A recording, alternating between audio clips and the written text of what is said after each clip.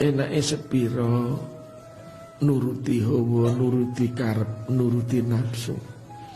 Perkara sing disenengi niku seringi malah gawe perkara.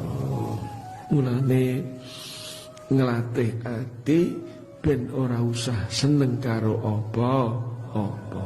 Mulane wong Islam diwajibno poso, utamane wulan Ramadan lan puasa sunah napa Senin napa Kamis napa niku nglatih ati ben iso ati ucul le seneng kalih napa-napa.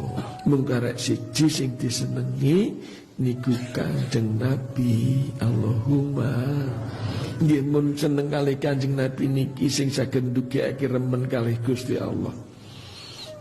Wong kok ora seneng mek Kanjeng Nabi mokal iso seneng karo Gusti Allah.